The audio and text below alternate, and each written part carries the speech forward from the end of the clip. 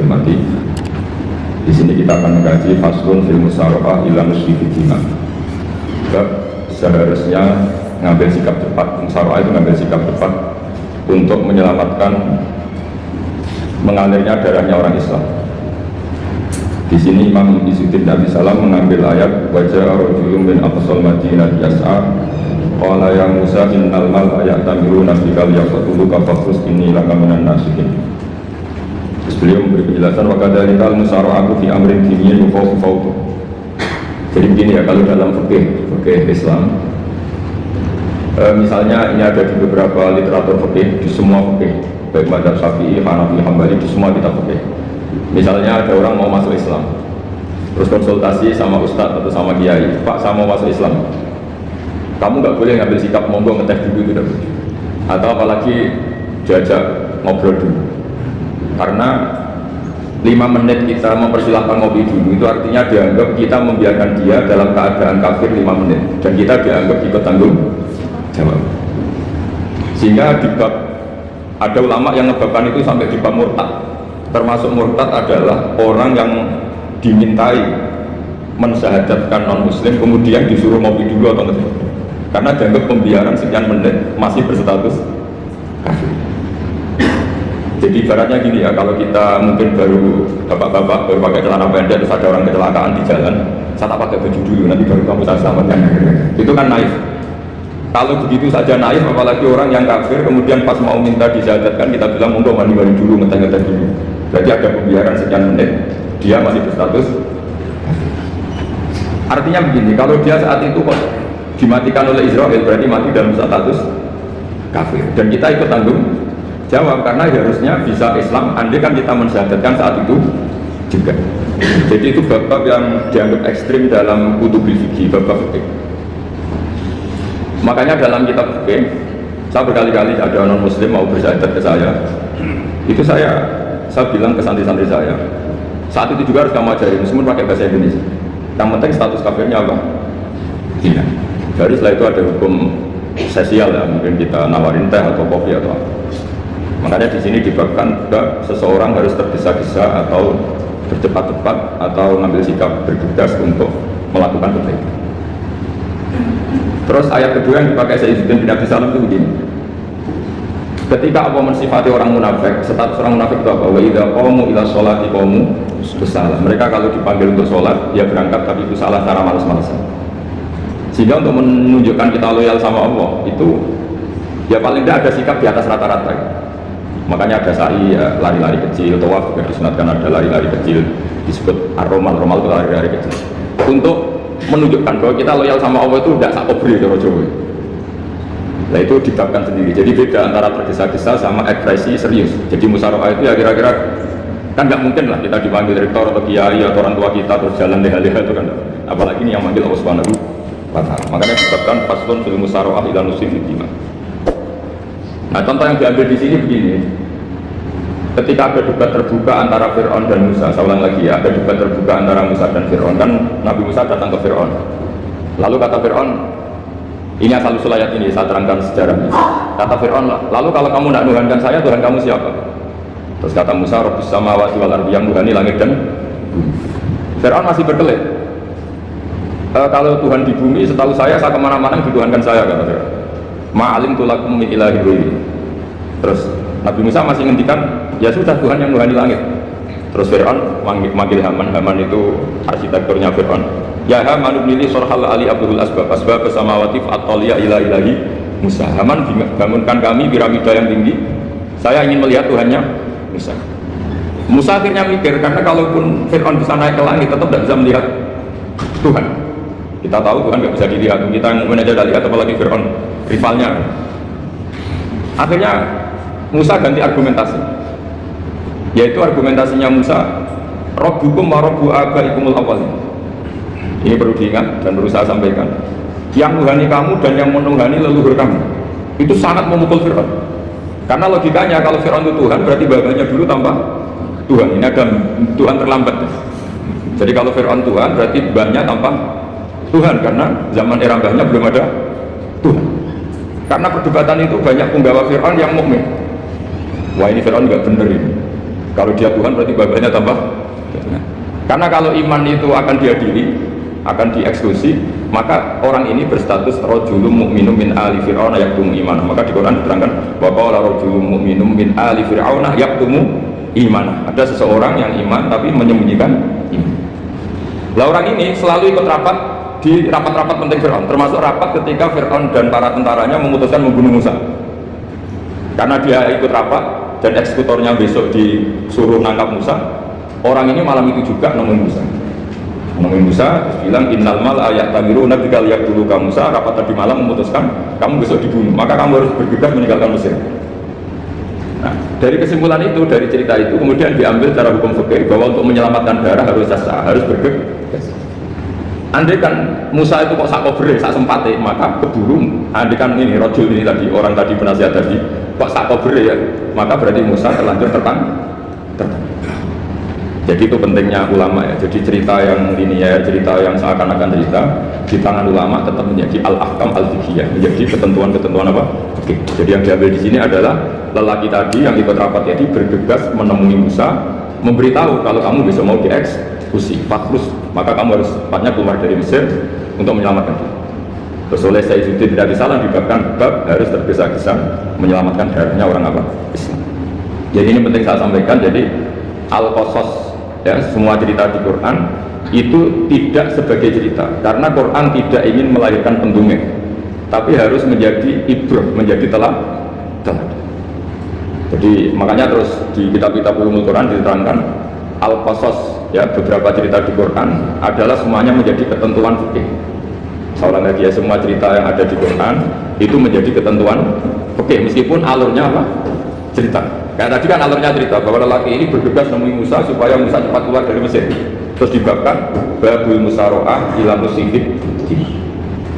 Saya teruskan ya. Wa kama laro'ai nama yaktulu musliman lau tabtu'u alaihi lakota lagu fal musaroah ila takrisihi min wajibatun idlai salunatu mahmudatan fi kulli syai'in balaha mawatin tuhmatu fiha wa mawatin tudamu fiha wa kadhalika al musaroah walain wal dhulta wa ghairuhuma. Nas'alullah ayyafiqona lil amal fi ta'ati fi mawaqiha wa madhoniha. Terus cara berpikir ulama, saya pernah baca dalam satu sejarah ulama besar namanya Sufyan Ats-Tsauri. Sufyan Ats-Tsauri itu menjadi wali itu gara-gara kalau sholat di masjid itu beliau datang sebelum adzan. Saya ulang lagi, beliau datang sebelum adzan. Ditanya, kenapa kalau kamu datang sebelum adzan? Saya ini gak ingin jadi hamba yang buruk. Hamba yang buruk atau pembantu yang buruk adalah setempe nunggu dipanggil. Misalnya kita tahu majikan kita pasti manggil jam 7, kemudian jam 7 itu Anda masih ngopi, masih tata-tata, itu kan tidak menghormati majikan. Harusnya kamu setempe di jam yang saat itu pasti majikan Anda memanggil. Kata beliau, saya tidak ingin seperti pembantu yang buruk, datang nunggu apa? Dipanggil. Jadi itu ada beberapa spirit atau inspirasi dari aturan-aturan mahabbah. Sebab itu ketika Allah kritik orang munafik, wa idza qamu ila sholati qamu kusala, ketika dipanggil sholat mereka datang bermalas-malasan. Karena tidak ada cintanya sama Allah, maka datang berlambat-lambat. Nah, berarti kalau ekspresi cinta mengharuskan kita datang bercepat. Makanya dalam istilah lain di Quran ini termasuk balaghatul Quran. Di juz 25 itu istilah menuju Allah itu fafirru ilallah. Kita tahu firra itu maknanya lari apa jalan biasa? Lari. Jadi untuk mengekspresikan mahabbah kita, kangen kita pada Allah, cara bahasa Arab isyak kita, berontok kita sama Allah, tidak diistilahkan jalan tapi fafirru ilallah, harus bergegas bergerak. Begitu seterusnya. Maka kalau ada orang Islam, terus ini konsekuensi hukum, ada non muslim minta apakah saya tolong ajarkan syahadat, nggak boleh saya bilang gini, monggo ke dalam dulu, padahal perjalanan ke rumah saya misalnya setengah jam, nggak boleh saat itu meskipun sambil berdiri-diri harus kita tauhidkan, kamu yakinnya Allah itu satu Tuhan, harus. Karena kalau ada perjalanan ke rumah 5 menit terus dia kecelakaan, belum syahadat, statusnya mati apa? Kafir. Dan kita ikut terlibat karena sebetulnya bisa mengislamkan saat itu juga. Analoginya kayak tadi, orang kecelakaan di jalan karena kita pakai celana pendek, nonton surya dia tak pakai baju, habis itu dilindas truk. Itu kan kita ikut salah karena kita yang punya kesempatan, tentu yang disalahkan yang punya kesempatan. Karena merubah status dari potensi kelindes truk menjadi sama sekali gak potensi kelindes truk dengan kita inginkan, meskipun kita dalam keadaan tidak ideal. Sama, orang kafir yang mau masuk Islam itu umumnya kiai-kiai kan kadang sebagian disuruh mandi dulu, itu salah sekali. Itu salah sekali, sangat salah. Apalagi nunggu seremonial di masjid, tunggal tokoh-tokoh itu bujutnya salah. Itu kan masalah bujutnya salah. Jadi salah yang akut. Itu salah besar. Kalau seremonial monggo, tapi kalau mengislamkannya saat itu. Apalagi seremonial seminggu lagi nunggu tokoh terkenal, nunggu di syuting dulu, wah itu perilaku show, itu bukan mengislamkan itu. Makanya kita kadang itu, kita yang sebagai peneliti fikih itu kadang itu enggak serg gitu. Masa mau Islam nunggu di masjid dulu, di syuting dan tokoh-tokoh, itu salah. Itu sama dia kamu lihat orang kecelakaan mau menyelamatkan, ini ada wartawan enggak? Minta di syuting dulu, syuting mati. Jadi kita normal saja dalam Islam, sesuatu yang mendesak, yang emergensi ya perlakuannya harus cepat. Sehingga dibabkan faslun fil musyawarah ila nusifid fitimah. Jadi ada beberapa contoh di Quran memang aturannya seperti itu. Makanya semua redaksi Quran tentang menuju Allah diredaksi Novafiru. Makanya ditoa pada ekspresi romal jalan agak cepat. Di sa'i juga ada momen-momen kita harus romal berjalan cepat. Di beberapa aturan juga seperti itu. Ya saya ulang lagi, di beberapa aturan Islam juga seperti itu. Nah sekarang efek di hukum haji. Saya banyak baca literatur haji. Haji dalam aturan Islam itu wujuban tarafiyah, wajib yang tidak langsung mendesak. Kemudian semenjak ada fakta kita harus nunggu, daftar tunggu. Itu kita sebagai ahli fikih itu gampang. Misalnya gini, saya umur 20 punya uang, sekarang berapa daftar? 25 juta ya. Saya umur 20 punya uang 25 juta. Saya jomblo misalnya, ya butuh nikah, ya butuh macam-macam. Itu wajib daftar haji apa enggak? Karena kalaupun daftar nunggu 20 tahun. 20 tahun kan asumsi umum masih umur 40, masih hidup lah kira-kira sebenarnya. Nah sekarang kalau ada orang umur 50 tahun punya uang 25 juta, menurut Anda wajib daftar saat itu apa enggak? Wong daftar saja bisa game gitu. Jadi kalau misalnya umur 50 ditambah 25 kan 75. Itu kalau orang sumpah sudah tetap mati itu. Maka itu menjadi pertanyaan, apakah fikih ini kita rubah? Karena dulu kan orang itu longgar semua. Karena haji zaman Nabi pun tidak langsung dilakukan saat pertama diwajibkannya haji. Jadi Nabi punya sisi unik. Pertama ada tahun diwajibkannya haji, Nabi tidak langsung haji. Sebab itu ulama berkesimpulan kalau wajibnya haji tidak langsung. Maka fikih itu memang unik. Sholat juga gitu. Ada istilah begini dalam sholat. Watajibu sholat ala kulli muslimin wujuban muwassa'an. Di semua kitab fikih tak berinya seperti itu redaksinya. Wajib sholat dilakukan orang Islam wujuban muwassa'an, wajib yang ada longgarnya. Sehingga ketika zuhur jam 12 WIB kita dengar azan, boleh sholat setengah 1, jam 1, setengah 2, jam 2. Karena memang wujuban muwassa'an, memang ada batas akhir waktu misalnya sampai setengah 3. Nah problemnya begini, misalnya setengah 1 Anda pasti dipanggil majikan kamu yang diharuskan melakukan satu aktivitas, misalnya Anda pilot, yang nggak mungkin sholat lagi di kokpit. Apakah status wujuban muwassa'an, wajib yang longgar menjadi hilang karena setelah itu tidak ada kesempatan lagi sholat? Apa tetap kita sebagai ahli Islam yang agak balelo tapi alim, misalnya ya sudah tetap jadi pilot, nanti kan ada aturannya sendiri, ada rukhsahnya sendiri, ada kemurahan sendiri ketika sudah jadi pilot, misalnya sholat tanpa harus menghadap kiblat, sholat yang tetap di perjalanan. Kira-kira Anda kalau jadi ahli fikih pilih mana? Milih harus sholat di depan apa tetap memberi kelonggaran? Gak apa-apa sholat sambil apa? Nyuper bisa berada pilotin apa sholat. Anda pilih mana? Karena kalau konstitusi ilmu itu memang harus ada, dengan tanda kutip ya, memang harus ada nakalnya. Kalau nggak nakal malah gak sah. Memang unik ilmu itu. Karena ilmu itu kalau dipaksakan lurus terus, itu nanti malah bengkok karena menghilangkan rukhsahnya Allah, kemurahan Allah. Tapi kalau dipaksakan rukhsah terus, murah terus, nanti dianggap menyepelekan hukumnya Allah. Maka kita yang ahli fikih itu pusing. Misalnya saya sering ditanya, Gus saya ini supir bis, kan musafir terus, berarti saya boleh nggak puasa terus pada Ramadan? Coba kalau ada jadi ahli fikih mesti bingung. Mau boleh, ya boleh terus supaya orang nggak peduli sama Ramadan. Mau mengatakan wajib puasa, kayak nggak peduli dengan kemurahan Allah yang membolehkan musafir tidak puasa. Coba loh, Anda jangan jadi ekstremis yang saling bantah kok protes ini kan. Jadi memang mengkaji ilmu itu. Ya makanya dengan tanda kutip itu harus ada nakal. Tapi nakal yang baik bukan nakal. Nakal itu kalau bahasa Jawa itu kan tidak harus dosa. Seperti anak kecil, menek-menek itu, tuh bocah kok nakal. Padahal anak kecil menek itu haram dah. Enggak kan? Malah orang tuanya yang bentak itu yang haram. Yang nakal betul ya ibunya yang bentak cerewet itu, karena ibunya orang yang sudah mukallaf, sudah tua, salah langkah itu benar. Kalau anaknya naik meja itu ya sebenarnya bahasanya tidak nakal, lucu. Oh jelas pinter contoh bisa munggah meja, harusnya diapresiasi. Tapi rata-rata itu semua nakal mencapai gelas. Malah gue malah mencapai tabungan. Bapaknya marah tukang nguras tabungan. Sebetulnya senakal-nakalnya anak kecil itu nakal orang tuanya itu pasti. Karena ini sudah kena fitop, sementara anak-anak belum kena. Saya pernah punya tamu, karena di tradisi itu sering punya tamu. bapak ibunya itu kultus sama kiai, bentak anaknya disuruh salim sama saya. Anak kecil kan nggak mau jalan-jalan terus, marah. Tak marah orang tuanya tak marah. Yang dosa itu kamu bentak anak. Kalau anak kecil itu kena diskon rufi al-qalamu an salasin. Di antara aturan Islam apa? Tidak ada keharusan bagi 3 orang. 1 anak kecil sampai balik, 2 orang tidur sampai bangun, 3 orang gila. Artinya anak kamu itu tidak kena hitam untuk sopan sama saya. Kamu yang kena hitam baru sopan sama anak-anak kan? Nah, ini ada Jawa itu kadang keliru. Jadi orang tua itu marah-marah memaksakan anaknya sopan. Padahal Allah memberi diskon anak kecil itu belum wajib sopan. Gak apa-apa ada tamu naik kecil, asal masih anak kecil. Makanya Rasulullah ketika beliau sholat sujud itu Hasan Husain itu naik. Cara Jawa Nabi itu tidak tumpahan. Semua riwayat mengatakan Nabi itu diam saja, gak berani ngangkat. Sampai sahabat itu ada yang ngomong ini Nabi sujud lama sekali ada apa? Jadi kita punya riwayat itu ya baru kayak sahabat yang agak nakal.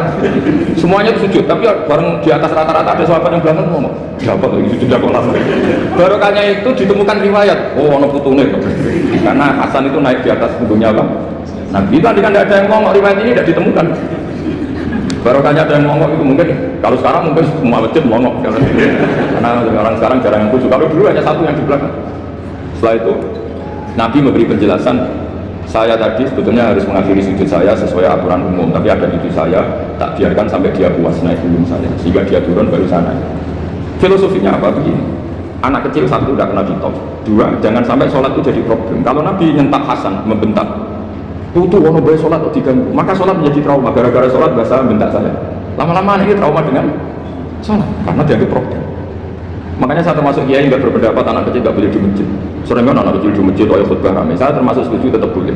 Kalau dibentak di masjid, maka dia trauma dengan masjid. Misal ke masjid dibentak. Lagi pula kadang-kadang orang tuh gaya-gaya nantok.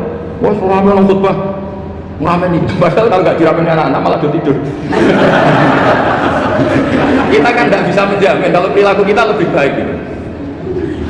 Mendingan kan anak-anak main di masjid timbang di karaoke kan. Jadi kan, nah ini maksudnya saya, ini fikih ya. Fikih itu wilayahnya, makanya jadi ahli fikih itu susah-susah gampang. Jadi kan jangan hanya berpikir protes dengan ketentuan fikih, mengkaji yang sebanyak-banyaknya. Itu tadi, misalnya Anda seorang supir permanen, supir bis terutama, kalau truk kan bisa alih-alih, kalau bis kan apa ada deadline-nya ya waktu, seperti bis jurusan Surabaya Semarang, saya kan sering naik bis jurusan Surabaya Semarang. Kadang-kadang supirnya melihat saya tanya, Gus saya ini supir, saya ini Ramadan itu gimana ya? Ya saya sudah ngerti setengah nakal, seringnya dijawab Rafa Poso ya saya tahu. Tapi masalahnya secara fikih kalau kamu mengatakan kamu harus puasa terus, kamu melanggar konstitusi ilmu. Memang musafir punya diskon? Boleh? Tidak puasa. Pertanyaannya, bayarnya kapan? Sawal ya nyupir lagi, Zulhijjah ya nyupir lagi, nanti sampai Ramadan ya. Nah terus, ya pas kamu cuti, biasanya cutinya pas sakit, boleh diskon lagi karena sakit. Coba.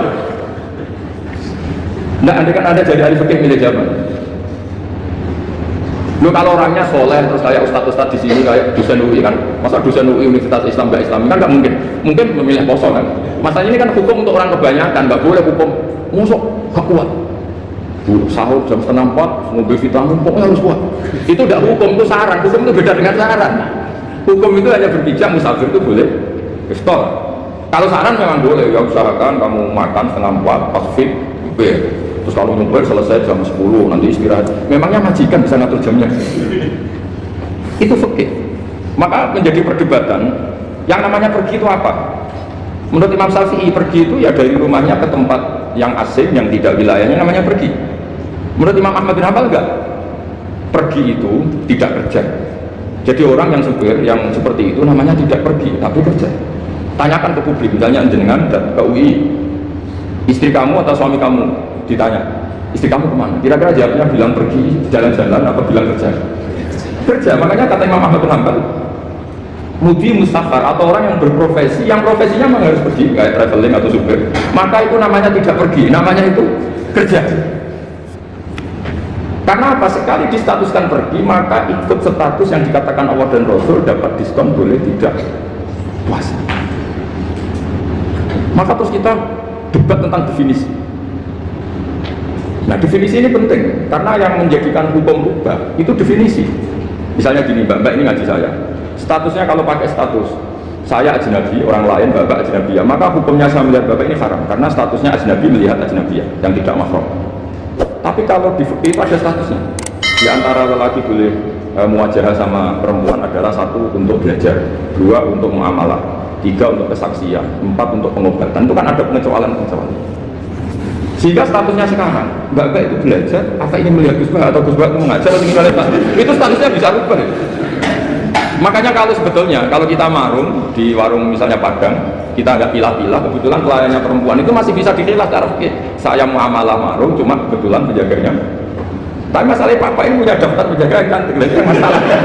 Maka pertanyaannya itu, marung ke situ demi marung, apa demi melihat?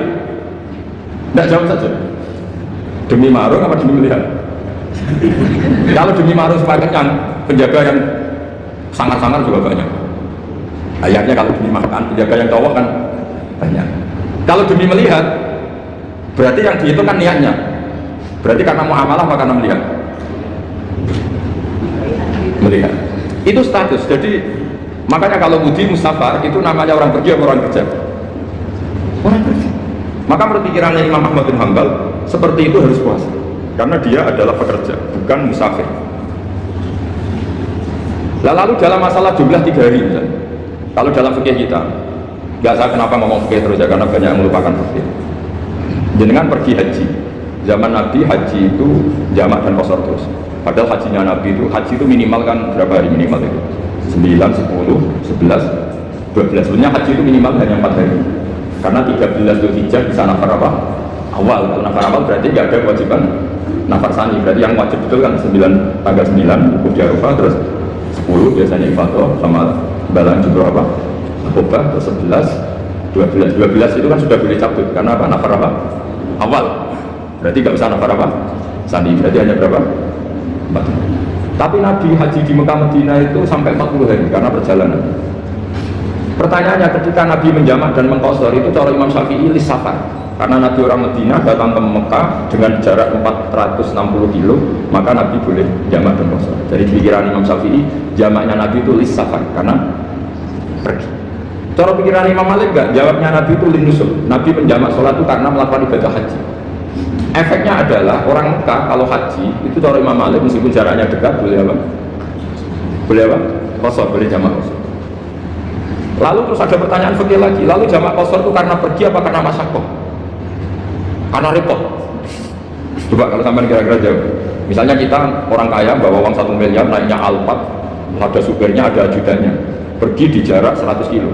Masyaqqahnya kan tidak ada sama sekali, apalagi di tol kebetulan nggak macet. Kira-kira boleh jamak nggak? Boleh, karena pergi, tapi kan nggak ada repotnya sama sekali. Dibanding misalnya yang ngebis bawa beras 1 kintal gitu kan, udah gitu suruhan orang lagi kan pusing. Maka fikih ini untuk memberi hukum itu, kalau fikih itu menstatuskan dulu ini orang boleh jamak itu karena masyaqqah apa karena safar. Lalu kalau setelah karena safar itu karena jaraknya apa tingkat masyaqqahnya. Kalau karena jaraknya ya tidak juga gini maksudnya. Mungkin Anda tidak pernah terpikir, kalau saya mau ke Jakarta kemudian sampai Purworejo itu sudah waktu zuhur, saya boleh nggak zuhur di situ sama saya? Boleh kan? Padahal perjalanan saya belum baik. Artinya nunggu boleh jamak itu setelah kita menempuh jarak itu apa menuju, sedang menuju dan niat. Sedang menuju dan niat. Misalnya saya mau ke Jakarta, saya orang Sleman mau ke Jakarta, itu sampai mana itu Magelang itu sudah boleh jamak kan? Boleh kan? Boleh karena saya mau ke. Nah pertanyaan cara fikih mungkin ada terlintas. Ternyata ditelepon sama istrinya nggak jadi pergi. Padahal sholatnya kadung di jamak. Dulu dan asar, apakah setelah di rumah sholat lagi? Sama nggak pernah mikir, karena nggak nekuni fikih.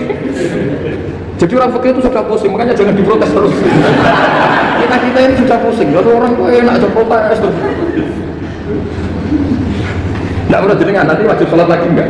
Dia bolehnya jamak kan berdasar berstatus musafir. Ternyata selama Magelang ditelepon istrinya nggak jadi. Dia kadang sholat zuhur dan asar, setelah pulang masih jam 1. Terus ada asar, wah sholat terus. Kalau ada sholat lagi apa ada? Jangan saran. Kalau saran, wah sebaiknya sholat lagi itu tidak hukum, itu saran itu namanya. Saran dengan hukum beda. Sholat lagi pada. Ketika ada jaga itu berdasar malas atau berdasar hukum? Apa?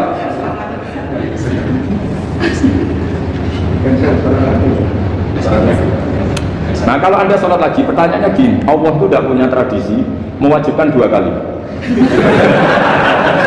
Pertanyaan fikihnya mesti gitu. Dan saat Anda di Magelang menjamak itu melakukan sesuatu yang disahkan oleh agama. Berarti pas ada jamak zuhur asar, pas melakukan itu kan berstatus sah dan boleh. Meskipun setelah itu ada masalah, istri kamu nelpon terus pulang. Ya, tapi pas itu kan sudah dinyatakan oleh malaikat sah, Anda sudah zuhur dan asar. Kalau melihat itu tidak wajib mengulang. Tapi bisa saja malaikat ada yang usil. Itu sah karena Anda berstatus musafir. Berhubung status Anda hilang, maka poin Anda sudah sholat juga hilang. Kamu milih fikih yang mana? Jadi peneliti fikih itu beda dengan orang-orang yang mendengarin protes. Beda karena nengkuni itu beda karena ada konsekuensinya. Makanya fikih itu sampai saya punya kitab fikih itu dikarang satu orang itu jumlahnya 20 jilid, per jilid itu segini. Jadi satu meja ini dikarang satu orang. Itu mulai yang presisi, yang detail sampai yang khayal. Yang khayal juga ada. Yang khayal itu tadi beliau banyak menghayalkan diri. Suatu saat Anda datang ke Mekah itu hanya butuh waktu 20 menit. Zaman itu belum ada pesawat. Lalu boleh gak jamak, boleh gak nakal. Nakal itu begini. Sama orang kaya punya jet pribadi, misalnya ada Ronaldo masuk Islam, orang kaya. Itu bisa gak puasa. Karena begini. Misalnya dia contohnya orang Arab, jangan orang. Gak, contohnya itu dibalik saja. Di sini itu kalau imsak jam berapa? Imsak Ramadan jam berapa? Digawe setengah 4 aja biar aman ya. Kalau setengah 4 kan masih imsak. Dia terbang ke Mekah. Jadi orang sini puasa jam 5 kan mulai puasa, dia terbang ke Mekah kan masih malam. Makan terus dia. Mekah mau ada matahari terbang lagi ke barat. Karena dia menghindari berstatus puasa. Atau sebaliknya, dia orang Mekah jam 12 puasa, 12 siang puasa. Dia, wah kalau 6 jam lagi buka, bisa berapa bisa terbang ke Indonesia. Ke Indonesia terbang baru 1 jam, di sini sudah buka. Itu khayal, jadi itu ada khayal. Itu lama dulu, sebelum ada pesawat sudah mengkhayal gitu. Bolehkah orang yang di Masyriq ke Maghrib demi itu? Kalau Anda jadi Raja Salman, jam 1 kok sudah nggak kuat apa? Puasa, itu diberi saran terbang ke Indonesia. Itu kalau pakai jet kan nggak sampai 9 jam, 1 jam ke Jakarta. Sudah ada wow akbar. Bukan, boleh enggak? Belum mau kamu tidak bilang, oh nggak boleh. Wong di Jakarta sudah berurusan sih. Masa sudah matahari terbenam orangnya nggak boleh? Bukan. Leja. Apa? Kalau resikonya gini, sampean mungkin nggak mikir. Resikonya gini, kalau dia berstatus musafir, bolehnya buka karena musafir. Pertanyaannya dia wajib bayar. Kan musafir bolehnya kodok nanti harus bayar. Tapi kalau dia buka normal kan tidak harus bayar. Beda, efek pakainya beda.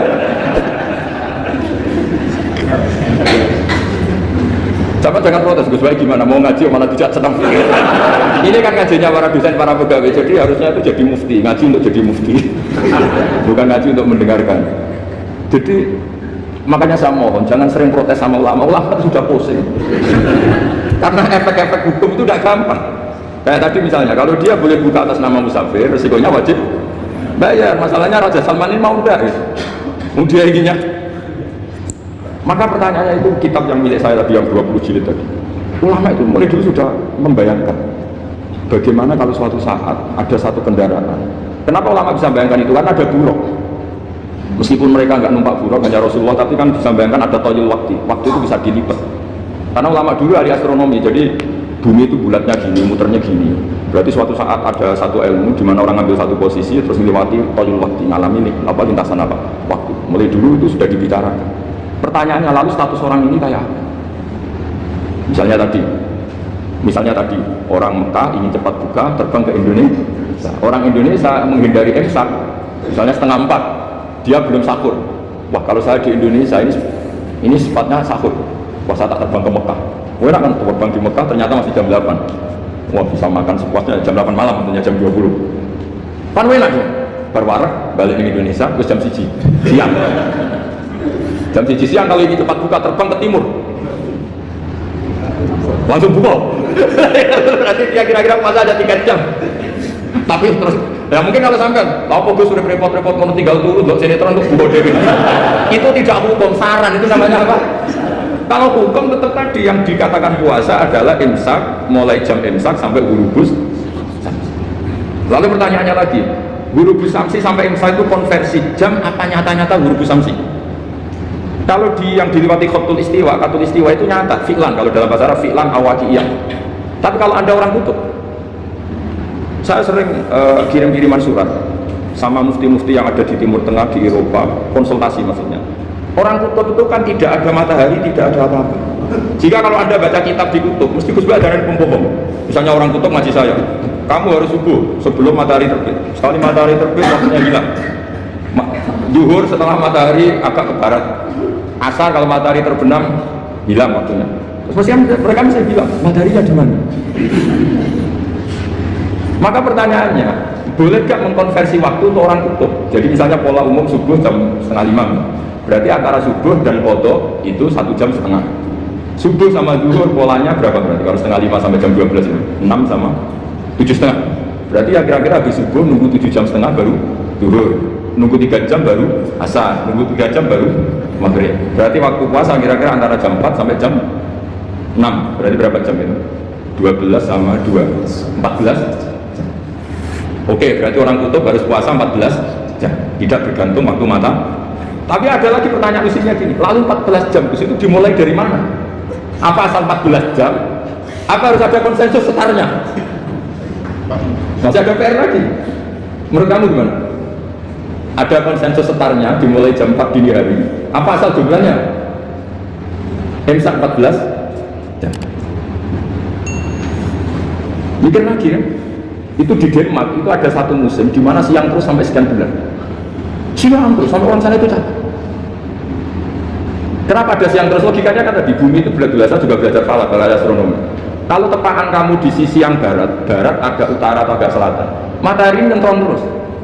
Jika bumi mulak malik ya kamu kesentron terus karena kita ini kan tepakan di khatulistiwa, di khatulistiwa. Sebenarnya khatulistiwa itu bahasa Arab dari kata khatul istiwa, khatul itu garis, istiwa itu tengah. Nah, Islam itu oleh Allah memang dipilih di tempat paling top yaitu Mekah. Mekah Ka'bah itu suratul ardi. Jadi sebelum ditemukan ilmu astronomi itu Nabi sudah ngendikan Al-Ka'bah suratul ardi. Ka'bah itu pusarnya bumi. Sehingga di Ka'bah itu satu-satunya area yang terbebas dari medan magnetis. Karena dari utara dan selatan benar-benar di tengah. Maka potensi jam paling akurat di dunia itu hanya jam yang di Mekah itu. Karena apapun akuratnya teknologi di Amerika atau Jerman, karena jam itu dari logam tetap ketarik medan apa? Magnetis, entah berapa 00, tetap kena. Misalnya jam di Jerman lebih dekat mana kalau Jerman mesti ketarik medan magnetis, entah berapa kadarnya karena materi jam dari logam. Sementara di Mekah karena di tengah itu terbebas dari medan apa? Magnetis.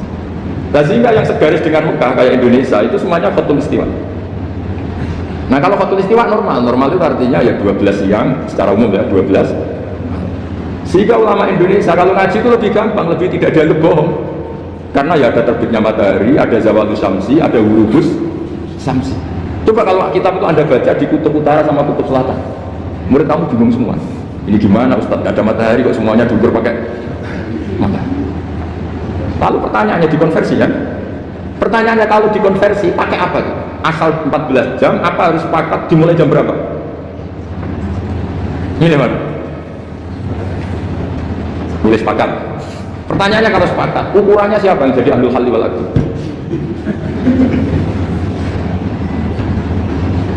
Jadi orang fikih itu sudah bingung, makanya saya mohon jangan sering diprotes. Saya pernah ketemu ulama, saya akan sering ikut komunitas di New York. Itu andekan dibur, itu pas persis Ka'bah. Jadi buminya itu kalau dibur itu pas persis Ka'bah. Lalu pertanyaannya, ada kiblat tidak di sana? Ya bumi kan gini ya. Kalau dalam bahasa falak itu ada rubuk namanya. Rubuk itu bumi yang sewaktu itu hanya yang seperempat. Ya bumi yang sewaktu itu hanya seperempat. Jadi kita sekarang siang, berarti yang baru siang hanya seperempat bumi. Nanti yang malam ya hanya seperempat bumi. Ya misalnya sekarang kita di sini siang, di Arab Saudi kan belum, ini masih setengah 6. Ini sekarang di Arab Saudi baru setengah. Nah itu ada daerah di mana dengan Ka'bah itu pas atas sama bawah. Harusnya kan bebas arah. Apa? Bebas arah. Lalu orang sana sholatnya itu menghadap kemana? Pernah ulama Yusuf itu minta fatwa ke Rabitatul Alam al-Islami, lalu kita harus menghadap kemana? Makanya dalam dunia anekdot ulama itu ada anekdot Abu Nawas itu orang yang nggak pernah kalah debat. Dia itu terkenal nggak pernah kalah debat. Tapi dia ada ilmuwan. Dia punya tetangga ilmuwan, punya pengaruh besar. Semua orang ngaji ke ilmuwan itu. Mantelnya bukan main, karena dia ahli falak, ahli astronomi. Mau nandingi dia ada bisa, nggak nandingi itu reputasinya jago. Orang itu berteori kalau bumi itu bulat-bulat. Kalau kamu jalan ke sini, maka akan ke titik yang suatu saat si profesor ini kemalingan, terus minta tolong Abu Nawas rumah saya kemaling. Terus lari kemana malingnya? Ke timur. Setelah ke timur, larinya ke timur. Abu Nawas lari ke barat. Lari ke barat. Terus ditanya, sudah tak bilangin malingnya lari ke timur, kok kamu lari ke barat? Nanti ketemu di titik yang sama. Sebenarnya itu profesornya makel. Oh kamu nyindir. Artinya Abu Nawas gak terima. Teori anda itu gak bisa. Secara keilmuan benar, tapi secara faktual gak boleh. Berarti kalau ada orang ngejar istrinya lari ke timur, dia harus tetap ke barat. Nanti ketemu di titik. Ya. Jadi malingnya tuh lari ke timur. Abu Nawas ngejar ke barat. Ketika ditanya profesornya, sudah bilangin malingnya tuh lari ke timur, kenapa ada ke barat? Kataan kan nanti ketemu di titik yang sama karena dulu bulan. Nah pertanyaannya gini, lalu kalau yang segaris itu ada arah enggak? Kayak Yusuf tadi. Menurut kamu tetap berkiblat apa enggak usah? Loh kalau yang rubuh jelas. Loh gitu, kalau rubuh begini loh, misalnya begini, terus kamu di sini sama sini kan masih ada arah, tapi kalau sini sama sini masih bisa kiblat. Sama enggak usah protes, orang protes sudah pusing, enggak usah diprotes. Karena yang dipikir itu macam-macam.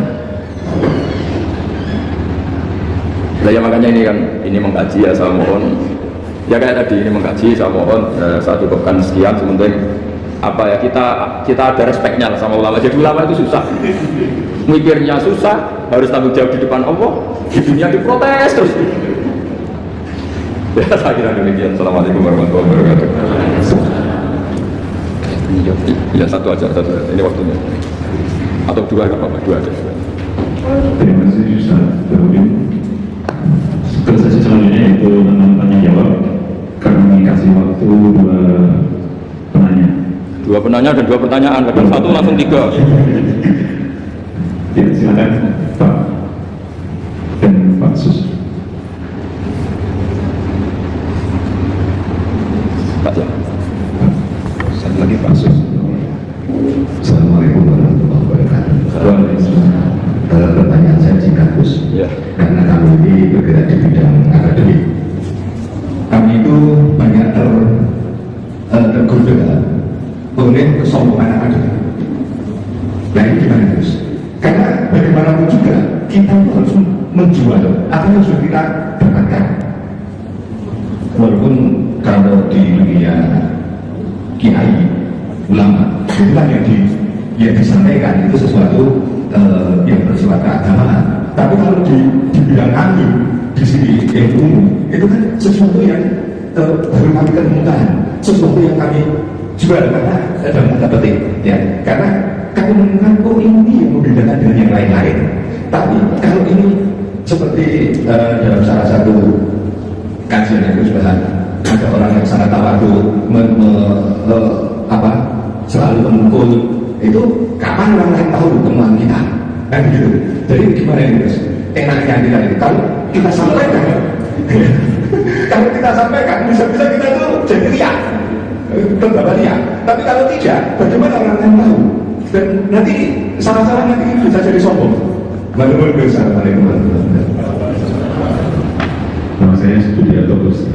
Saya pernah punya kasus menemani orang di ICU. Sebelum tidur saya ajak zikir la ilaha illallah Yusari.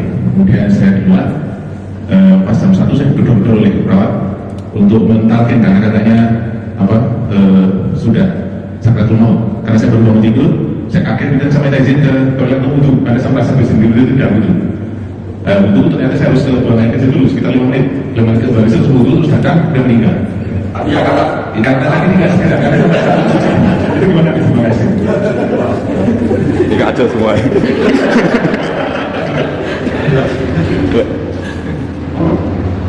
Terima kasih. Terima kasih atas pertanyaannya. Yang pertama tadi tentang kesombongan akademik. Jadi seperti apa? Yang kedua tentang kasus di rumah sakit ya seperti yang gara-gara ke kamar mandi tadi. Iya, silakan. gini loh, jadi ini langsung saya jawab pakai referensi, pakai tag. Ini mungkin yang bawa kitab ikutnya halaman 293 ya. Itu yang mungkin nanti bisa dikopi sama yang nggak punya tag. Yang nggak punya tag mengkopi sama yang punya.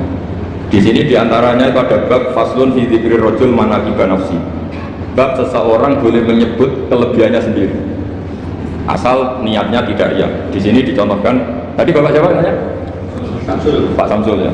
Di sini diceritakan ketika mau masa paceklik, saya ulang lagi masa paceklik, itu Nabi Yusuf karena merasa amanah dan merasa punya kemampuan mengelola ketahanan pangan, beliau bilang ke rajanya, qala alni ala khazainil ardi inni hafizun alim. Raja, jadikan kami pengatur ketahanan pangan karena ini hafizun alim, saya ahlinya dan saya terpercaya. Hanya Nabi Yusuf seorang nabi untuk panutan, beliau menonjolkan kemampuannya itu boleh asal untuk kemaslahatan. Misalnya ada orang Islam sakit atau kiai sakit dengan dokter, bilang saja saya dokter biasa yang nangani. Itu boleh karena motivasi Anda dalam menyelamatkan Pak Kiai tadi atau orang yang sakit, bukan motivasi Anda adalah hadun nafsi, sebenarnya kalau dalam bahasa keinginan apa? Pribadi. Jadi itu boleh. Jadi ini di beberapa contohkan, ya ayuhan nasu ulimna mantiqat thairi wa utina min kulli syai'. Nabi Sulaiman itu bilang gini, wahai para manusia, saya ini bisa bahasa burung apa saja dan saya bisa melakukan apa saja, wa utina min kulli syai'. Nabi Sulaiman menghentikan begitu karena ingin menunjukkan betapa sayangnya Allah ke saya, sampai saking sayangnya Allah saya bisa menguasai bahasa burung, bahasa binatang. Jadi motivasi seorang nabi itu ingin menunjukkan betapa kudrohnya Allah tidak terbatas. Nah buktinya apa ya? Buktinya Sulaiman, sama tak cerita, Nabi Sulaiman itu kalau ke masjid itu mesti jagungan sama orang miskin. Terus beliau bilang gini, miskinun yujalisu miskinun, ayo podo kiri ini jagungan. Karena beliau dengan kenabiannya meskipun kaya raya itu tidak merasa punya sama sekali, karena semuanya milik Allah Subhanahu wa ta'ala. Dan beliau buktikan, beliau kaya raya itu membangun Baitul Maqdis yang semoga itu semuanya pakai asetnya Nabi Sulaiman. Ketika bisa memperkerjakan jin dan setan juga untuk bangun Baitul Maqdis, bukan untuk bangun dirinya, rumah dirinya. Ya ini dicontohkan satu Nabi Sulaiman, dua Nabi Yusuf. Terus ketiga contoh yang diambil, setiap nabi ketika pidato kepada umatnya mesti ditutup dengan wa analakum nasihun amin. Saya ini adalah penasehat yang terpercaya. Jadi ajaran saya bukan ingin menyengsarakan kamu, tapi wa analakum nasihun amin. Saya adalah penasehat yang baik. Artinya kan menonjolkan diri. Jadi boleh asal itu untuk kemaslahat. Jadi misalnya UI punya penemuan apa yang keren, yang maslahat orang Islam diumumkan. Bahwa ini penemuan UI. Tapi tujuan Anda supaya mengangkat harkat martabat UI. Bukan setelah itu terus kirim surat ke rektor, saya harus tambahan gaji karena saya penemunya. Wah itu juga bisa jadi wali kalau gitu tidak. Tapi nanti rektornya yang ya agak tahu diri. Masa penemu sama nggak penemu disamakan ini. Misalnya seperti itu. Jadi di sini ada sekian contoh, mungkin bisa diakses di halaman 293 di bab faslun fi dzikri rajuli manaqiba nafsi. Terus kalau contoh hadis, Nabi sering ngendikan begini. Ana sayyidu waladi Adam wa ana awwalus syafi'in. Dan saya adalah nabi pertama yang punya hak syafaat. Tapi Nabi ngendikan seperti itu supaya orang punya harapan ketika di mahsyar. Sudah kalau di mahsyar nyari saya karena saya diberi hak syafaat. Jadi asal niatnya untuk maslahat gak apa-apa. Makanya saya sering di mana-mana sering cerita, saya ini menekuni fikih supaya orang kalau belajar fikih jelas untuk saya Pak. Kalau saya tidak ngomong, orang keliru guru. Tapi ya harus ada buktinya. Nanti ngomong ahli itu ada ahlinya ya kacau ya. Ya jadi boleh ya. Di sini dibabkan faslun fi dzikri rajul manaqiba nasibah, seseorang boleh menunjukkan kemampuannya asal tadi untuk lil maslahah. Sudah Pak Samsul ya? Tadi yang pertanyaan dari siapa itu? Pak Sus Budian. Pak Sus itu gimana ini kasusnya itu orangnya sudah Islam toh? Sudah. Sudah enggak masalah. Terus Anda kata ilat itu enggak niat menghindar toh memang saatnya harus kata. Hanya menyesal. Oh, hanya menyesal, bagus tak punya penyesalan. Enggak begini ya, kalau orang itu sudah Islam itu kan enggak se-emergensi yang belum Islam, itu hanya ideal. Hanya idealnya seseorang kalau mau meninggal, akhir dari kalimatnya adalah la ilaha illallah. Tapi itu pun ulama dinegur. Ini saya beri cerita sedikit. Kitab Fathul Mu'in itu termasuk kitab yang enggak setuju kalau kalimatnya seperti la ilaha illallah. Kenapa Pak Sus? Logikanya gini, ini semua ulama gitu ya. Itu ada dua riwayat. Man kana akhiru kalamihi la ilaha illallah dakhalal jannah. Sebagian riwayat man kana akhiru kalamihi Allah. Nah ulama itu milih yang Allah. Kenapa milih yang Allah? Karena la ilaha illallah itu resikonya tinggi. Pas la ilaha ateis, tidak ada Tuhan, mati. Maka ulama, tradisinya guru-guru kita, kalau ada orang mau mati yang sudah akut, itu hanya ditalkin Allah, Allah, Allah. Karena ini lebih tidak berisiko. Tapi kalau la ilaha illallah pas la ilaha belum illallah mati. Nggak bisa kamu teruskan dulu baru mati. Ayo teruskan dulu baru mati, ini gimana belum illallah kok sudah. Jadi makanya terus di situ diterangkan lagi begini, setelah orang itu melafadzkan la ilaha illallah, kan orang mau mati kan macam-macam ya, ada yang sudah akut, ada yang masih sehat. Kalau masih sehat sebaiknya la ilaha illallah, tapi kalau sudah akut hanya dilatih apa? Allah. Terus saran kedua oleh kita Fathul Mu'in diterangkan sebaiknya jangan ngomong lagi, karena Nabi ngendikan akhir itu harus itu menjadi kalimat. Jadi misalnya setelah kamu talqin la ilaha illallah, kamu tanya, Pak sertifikatnya di mana? Akhirnya bapaknya jawab di lemari. Pas melamari mati. Berarti akhir kalimatnya mati. makanya kita juga harus memperjuangkan supaya itu benar-benar akhirnya. Jika nanti dikenang di akhirat, ini orang luar biasa mengakhiri dunia dengan kalimat la ilaha illallah. Tapi nanti kalau ini orang luar biasa mengakhirinya dengan lemari. Apalagi tanya dulu, Pak tabungannya di bank apa? Muni, bisa. Berarti terakhir bilang apa? Bisa. Jadi itu ada aturannya. Jadi kalau nalkin orang sudah melafadzkan kalimat tauhid, jangan dijak ngomong lagi. Karena kalau dijak ngomong lagi terus mati, yaitu kalimat terakhirnya. Ya, ini maaf, assalamualaikum warahmatullahi wabarakatuh.